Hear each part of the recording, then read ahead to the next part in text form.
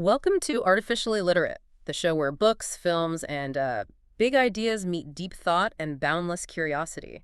This is your space to reflect, learn, and maybe look at the world a little differently. Indeed. And today we're kicking off a truly iconic deep dive. We're venturing into a story that, well, it hasn't just captivated generations, it's become a real touchstone in modern literature. Harry Potter and the Sorcerer's Stone. Yeah, absolutely. And to really set the stage for exploring Harry's, very first year at Hogwarts, let's start with a line from the wise Albus Dumbledore. It kind of encapsulates the journey we're about to take. It does not do to dwell on dreams and forget to live. Remember that. It sounds simple, right? From what seems like a simple tale. But it really hints at these profound currents running just beneath the surface. Today, we're doing more than just revisiting a beloved story. Right. We're really dissecting the philosophical ideas, the underpinnings, and the surprisingly relevant real-life implications hidden in Harry's awakening to this magical world. So our mission for this deep dive is basically to unpack this incredible journey. You've got this young boy discovering a hidden world, and in doing that, he uncovers some startling truths. Not just about magic, actually, but about identity, courage, and, well, the whole nature of good versus evil. Exactly. We want to explore how the themes from this book really resonate, in our own world, even without wands or potions. And we'll trace that path from the suffocating grip of normalcy on Privet Drive Oh, yeah. to the dazzling but also dangerous halls of Hogwarts. We'll watch Harry's initial, total bewilderment give way to this deeper understanding of his place in the world. Because his first year is way more than just an adventure, isn't it? It's like a crucible. It sets the stage for much bigger battles, both really personal for him and universal too. Okay, let's dive in. And maybe the best place to start is with what most fans would call the truly unmagical beginning. The Dursleys. What always gets me isn't just that they dislike magic. It's their, almost violent dedication to normalcy. It's this whole worldview built on aggressively pushing away anything unusual. It really is. It's more than just, preferring the mundane. It's a desperate, almost pathological suppression of anything that doesn't fit their incredibly narrow definition of proper. Yeah. Just think about Mr. Dursley's reactions early on. He sees owls in broad daylight, right? Cloaked figures whispering on street corners. And his immediate internal reaction isn't curiosity. It's this frantic attempt to just dismiss it, to force the world back into its predictable, safe little box. He even thinks, oh, Potter wasn't such an unusual name. He's trying to rationalize it away. He is. It's not just about magic. It's about a human psyche feeling, like under siege from anything that threatens its carefully built comfort zone. That internal struggle is so revealing, isn't it? He snaps at his secretary, he almost calls home, then stops himself, tries to dismiss the name Potter. Maybe it was Harvey or Harold. Right, anything but the truth. And the sources show him watching that news report shooting stars, flocks of owls, while Petunia just keeps insisting it was a perfectly normal day. This active denial, even when faced with really weird stuff, it resonates way beyond the wizarding world, doesn't it? Oh, completely. It really exposes that human psychological need for routine, for control, and that deep-seated fear of the unknown. How does that kind of suppression show up, in the real world? Well, it's a profound parallel, I think. The Dursleys are like a microcosm, aren't they, of any individual or even the whole society that actively shuts out information or experiences that challenge their established worldview. Yeah. Their refusal to even talk about Petunia's sister Lily, Harry's mother, that's a prime example of how deep this denial runs. It's deliberate ignorance, a choice to wear blinders. This isn't just about avoiding magic. It's about avoiding anything that disrupts their comfort. And the dangers of that extreme conformity, the suppression of individuality, they're laid bare right there. Their normalcy isn't just boring, it's a prison they've built, not just for Harry, but for themselves too. That's a great way to put it. It's a cage of fear and prejudice, and Mr. Dursley's constant creeping unease. It's a reminder that suppressing truth takes immense energy, and ultimately, it just doesn't work. That fear he feels, if it got out that they were related to a pair of, he didn't think he could bear it. That says everything about how fragile that life built on denial really is. And that fragility leads us right to the unavoidable truth, basically personified by Hagrid just smashing his way in. Harry's life before this point is just miserable, defined by deprivation, neglect. Utterly. Sleeping in a cupboard under the stairs, small, skinny, wearing Dudley's cast-offs. His only unique thing is that lightning scar. And the Dursleys' attempts to escape those letters, They get more and more desperate, ending up in that shack on a rock. It's almost funny, but also really sad. It is comical in its desperation, yeah. Yeah. But also heartbreaking. Yeah. They're so desperate to keep up the illusion of normalcy, to shield themselves from even a whisper of magic. But then, Harry's 11th birthday arrives. And Sam Yeah. switches. Yeah. The door of the shack just gets hit with such force, it swings clean off its hinges. And this giant figure, Hagrid, stands there, literally smashing through their fake reality. It's such a powerful symbolic moment. Totally. The breaking down of that door is Harry's literal and metaphorical entry into a new, inescapable truth. Absolutely. And the contrast is immediate. It's stark. The Dursleys have treated him cruelly for years, like he's something very nasty that couldn't understand them, like a slug. Hagrid, though, he immediately shows warmth, care, offers him a birthday cake, squashed, but still. And then the bombshell revelation. Yeah. His true identity as a wizard, the real story of his parents' death by Voldemort, and his own fame as the boy who lived. Hagrid's line, just so direct. Harry, yet a wizard. It just shatters everything Harry thought he knew about himself, about his past, turns a decade of lies completely upside down. And the implications there are huge. They really resonate with big questions about identity, destiny. Think about it. Harry, who's lived this life of neglect, feeling completely worthless, suddenly learns he's famous, special, a survivor of this attack by the darkest wizard ever. It's an almost unimaginable shift. Yeah, it must be overwhelming. Almost disorienting, I'd imagine. Even his accidental magic, the zoo glass vanishing, his hair growing back, instantly things the Dursleys punish him for now suddenly make perfect sense. It's part of his true nature, something undeniable. It just highlights the incredible power of truth to dismantle years of lies and completely redefine who you are. So from that desolate shack, Harry takes his first, awe-inspiring step into this hidden world. Hagrid brings him to Diagon Alley, and it's just pure wonder, overwhelm. It has to be. The contrast between mundane Muggle London and this bustling, vibrant, magical society hidden right there in plain sight. It's incredible. And then he discovers his inheritance at Gringotts Bank.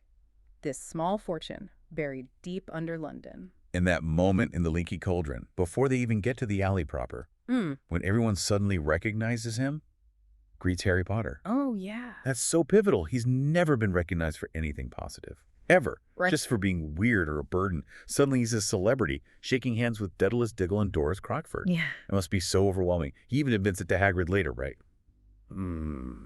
Everyone thinks I'm special, but I don't know anything about magic at all. Yeah, how can they expect great things? Exactly. I'm famous and I can't even remember what I'm famous for. And this whole concept of hidden economies, hidden societies existing right alongside ours, unseen, that's core to the world's magic.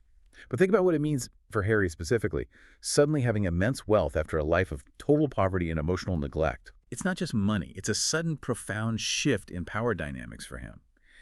And it also raises questions, about trust, guidance.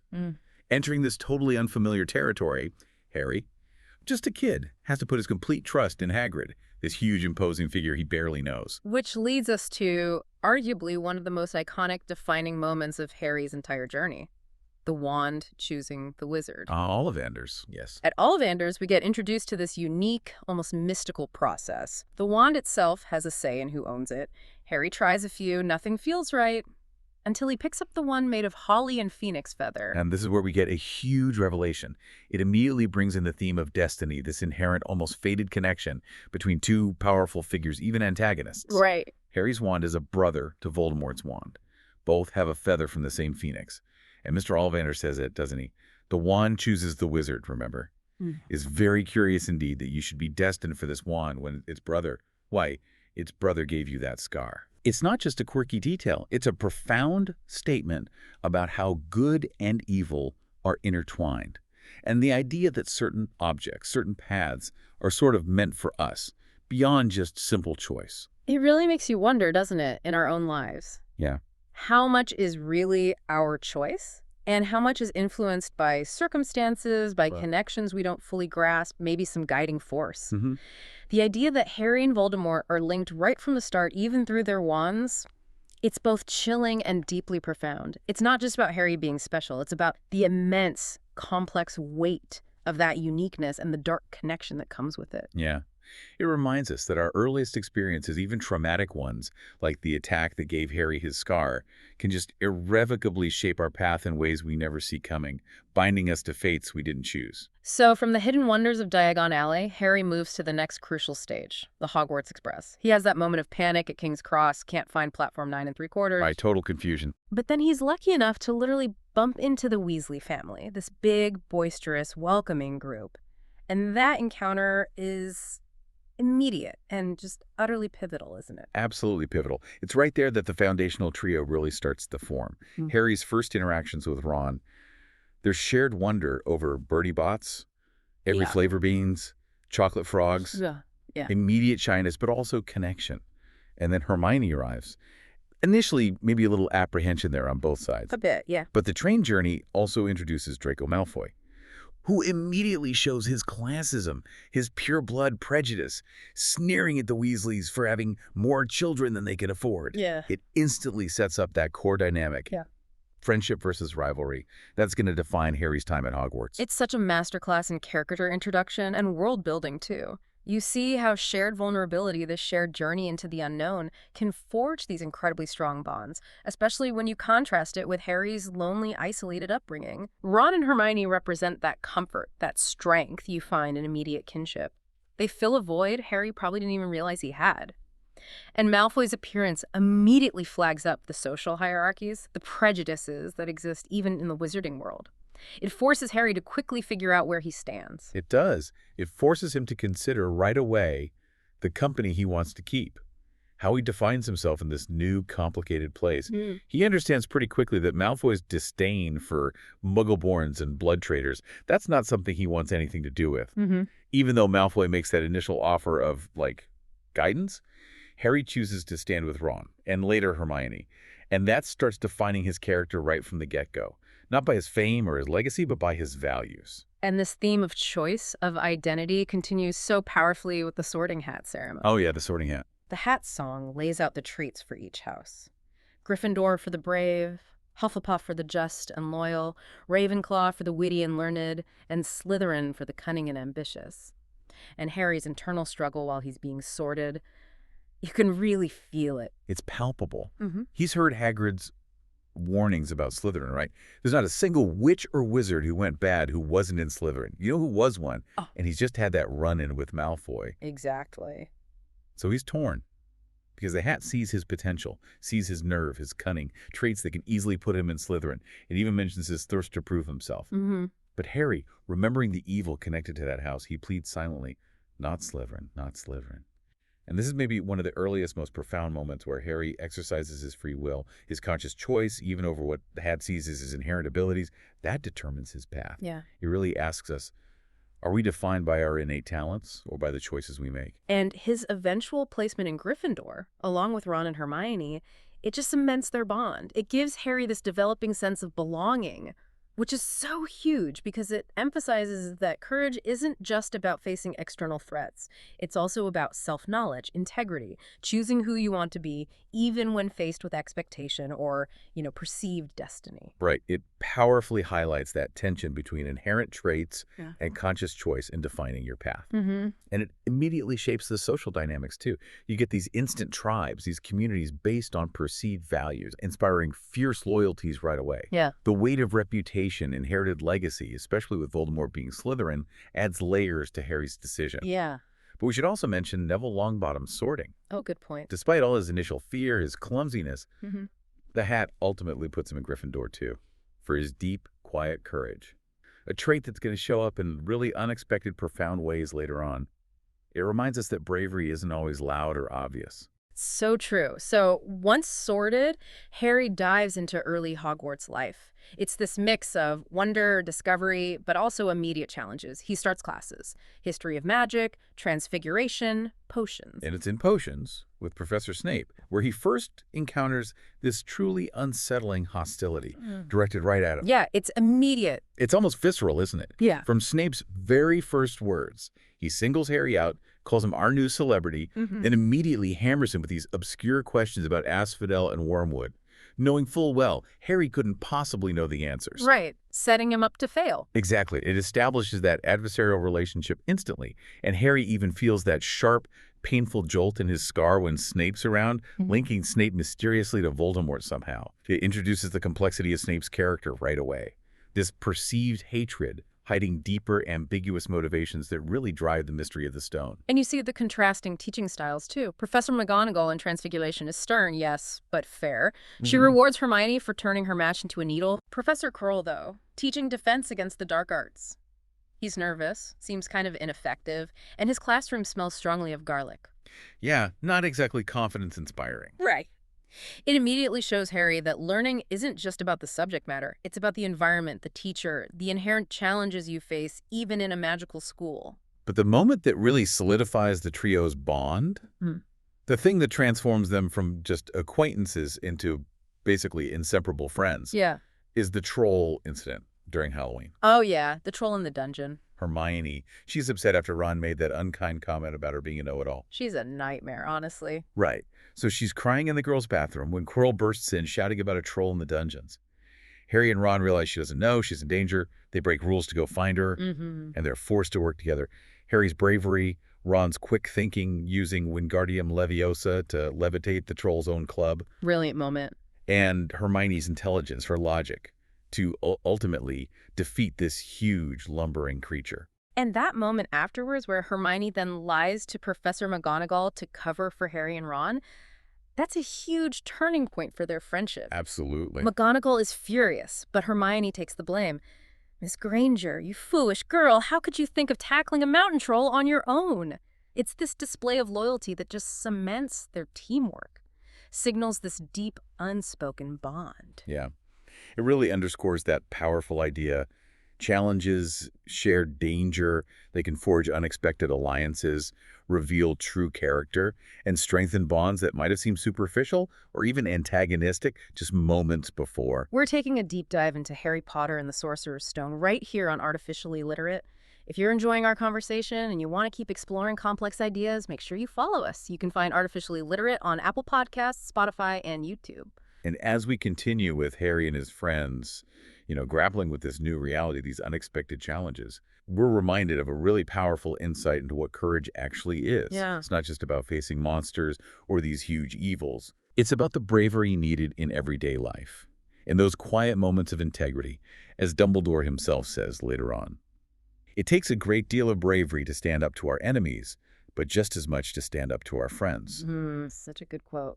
And it seems simple, but it highlights this profound shift in understanding that comes with growth, with genuine connection. It's about choosing principles over popularity. A lesson Harry, Ron, and Hermione really start learning in this very first year. And that quote perfectly tees up the next stage, doesn't it? The escalating mystery of the Sorcerer's Stone. As the year goes on, Harry gets that unexpected Christmas gift. The invisibility cloak. His father's invisibility cloak, and using it, he stumbles upon the Mirror of Arise, this magical artifact that shows him his deepest desire. And what he sees, it's his family, his parents, grandparents, all smiling, waving at him. Oh, heartbreaking. It's incredibly powerful, isn't it? This aching vision of what he longs for most. A stark reminder of his lost past, his deepest emotional needs. And in such stark contrast, when Ron looks in the mirror, he sees himself as head boy, Quidditch captain, holding the house cup, the Quidditch cup. It highlights this fundamental difference, right, between Harry's selfless longing for family and Ron's more maybe conventional ambitions for recognition, achievement within their world. That's a great point. Yeah. And then Dumbledore appears, explains the mirror's true nature. It shows the deepest, most desperate desire of our hearts. But he gives that crucial warning, too. It does not do to dwell on dreams and forget to live. Remember that. Crucial wisdom. It's this profound philosophical exploration, really, about desire itself, its potential to either consume us or maybe guide us. The mirror is powerful for self-reflection, sure, but it's also a dangerous trap, tempting you to live in an idealized past or some fictional future, losing touch with right now. Yeah. And Dumbledore's role as mentor is so critical here, offering wisdom that's sometimes cryptic, almost Zen-like. When Harry asks what he sees in the mirror. His answer about the socks. Exactly. I see myself holding a pair of thick woolen socks. One can never have enough socks. It's funny, but also, as the text implies, Probably not the whole truth. Probably not. Maybe it's a lesson in humility. Or perhaps a subtle nod to some deeper, unspoken sorrow or longing of his own. It just adds to Dumbledore's mystique. Reminds us that even the wisest figures carry their own burdens. And that wisdom from Dumbledore kind of carries through as the central mystery really starts heating up. Harry's nightmares return. That flash of green light, the high, cold, cruel laugh. Right, unsettling. It prompts the trio to investigate further what is really going on with these attempts to steal the Sorcerer's Stone. And it's Hermione, isn't it? Through her relentless curiosity, her research literally sprinting to the library, finding that enormous old book who makes the breakthrough, she figures out Nicholas Flamel is the only known maker of the stone. That revelation about the Sorcerer's Stone just raises the stakes immensely. It grants not just immortality, but the power to tune any metal into pure gold. So it introduces that profound human desire to cheat death. And it forces us to think about the moral implications of having that kind of power. Hermione's role here is absolutely crucial. She shows the immense power of knowledge, of collective inquiry to solve complex problems. Yeah, she really drives the investigation. It underscores the idea that even seemingly random clues, like a chocolate frog card, can lead to major breakthroughs if you combine them with diligent research. And Flamel himself, 665 years old, he embodies that pursuit of eternal life. Yeah. Makes you wonder if such a life is truly desirable, you know? Definitely. And their journey to unravel this mystery is anything but smooth. The next big challenge comes from Hagrid's well-intentioned recklessness. Oh, Norbert. Yes. Leading to maybe one of the most stressful times for the trio. He illegally hatches a dragon, a Norwegian ridgeback named Norbert, right there in his wooden hut. Crazy. Ron gets a nasty poisoned bite. His hand swells up twice its usual size, which of course gives Draco Malfoy the perfect chance to try and expose them. Hagrid's protective thing over Norbert, he's only a baby after all. It clashes so intensely with the severe consequences of him breaking major wizarding laws. Yeah. The trio manages the plan to send Norbert off to Charlie Weasley's friends in Romania using the invisibility cloak. But Harry and Hermione get caught coming back without it. Right. Detention. Which leads them into the Forbidden Forest. And the forest itself is unsettling. It's a place of ancient wisdom, yes, but also lurking evil.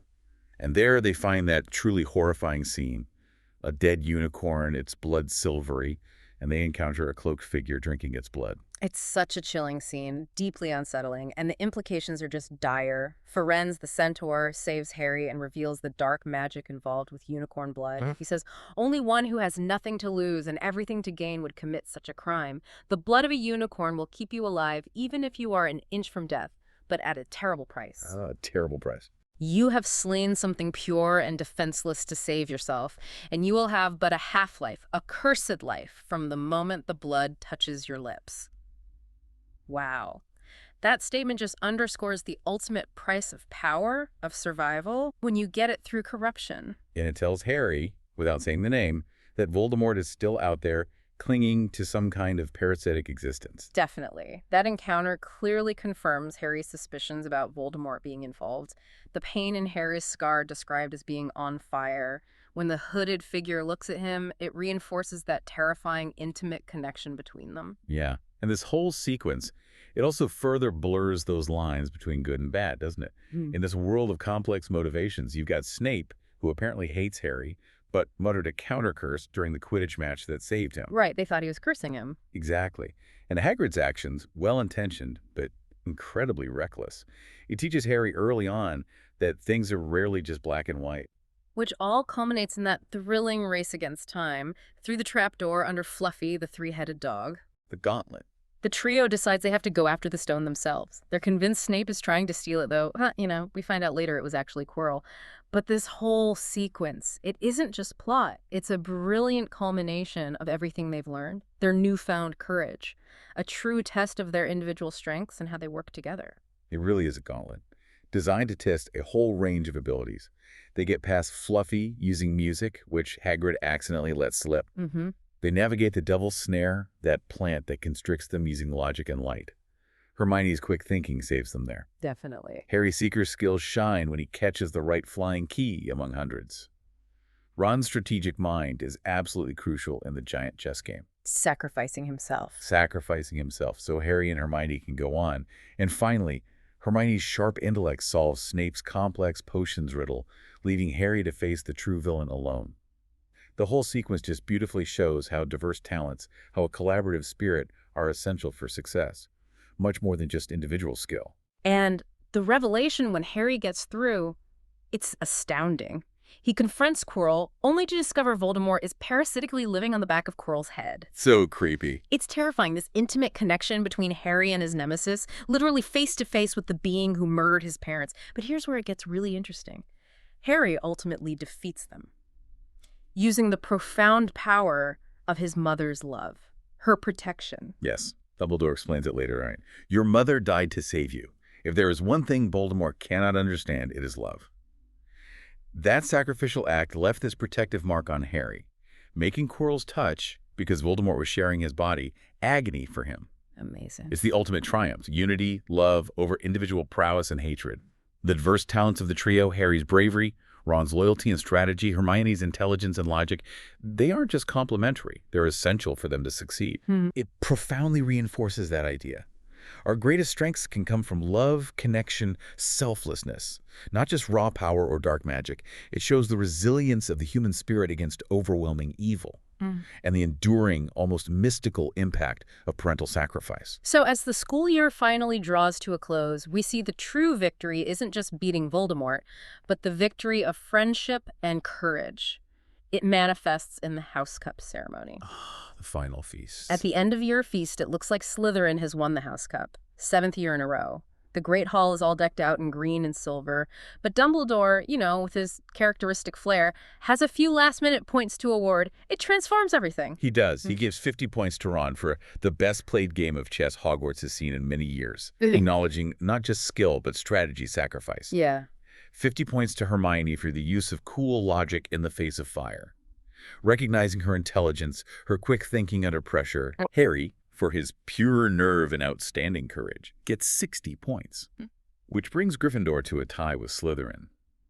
But the most important award, I think, is still to come. It speaks volumes about that quiet bravery that often goes unnoticed. Here's where it gets really interesting, and I think this is such a crucial lesson from the book. Dumbledore then awards 10 points to Neville Longbottom, Yes. declaring there are all kinds of courage. It takes a great deal of bravery to stand up to our enemies, but just as much to stand up to your friends. Beautiful. It's a beautiful, pivotal moment, recognizing Neville's bravery in trying to stop the trio from breaking rules earlier, even though it meant standing against his new friends. And boom, Gryffindor wins the House Cup. The Great Hall decorations magically switch from green and silver to Gryffindor's scarlet and gold. That resolution just beautifully emphasizes that true victory isn't only about defeating external evil. It's about building community, celebrating diverse kinds of courage, from the dramatic stuff to the quietly principled actions, the power of integrity, and that profound emotional gift from Hagrid at the very end, the photo album filled with pictures of Harry's parents. It connects Harry to his lost past, gives him this source of comfort, belonging, reinforces that heroism comes in many forms, often quietly. And that connection can be the greatest healing force. Yeah. And as this incredible first year closes, that one phrase from Hermione just kind of echoes, doesn't it? Capturing the essence of the journey, the lessons learned. Books and cleverness. There are more important things, friendship and bravery, and oh, Harry, be careful. Yeah. Reminds us, knowledge is power, sure, but it's the human connections, the courage to act on our convictions that truly define us. #tag outro. And so our deep dive into Harry Potter and the Sorcerer's Stone comes to a close. Wow, what an incredible journey back into that world of magic, mystery, and profound human lessons. Indeed. It holds up, doesn't it? And as we reflect on Harry's first year, we're left with that potent reminder from Dumbledore's words, a sentiment that resonates really deeply with, I think, the core of our show's curiosity about life's great mysteries. To the well-organized mind, death is but the next great adventure. A thought to ponder. Well, thank you for joining us on Artificially Literate. We really hope this deep dive offered you some new insights, or maybe just left you with plenty to think about. Yeah, and if you enjoyed this exploration, please be sure to check out our other deep dives. You can find them wherever you get your favorite shows. Follow Artificially Literate for more thought-provoking discussions on books, films, and the ideas that shape our world. And for those of you who can't wait to see what adventures await Harry, Ron, and Hermione next, well, stay tuned. Our next deep dive will plunge right into the second book of the Harry Potter universe. Looking forward to that one. Me too. Until then, remember, feed your brain, starve your inner fool.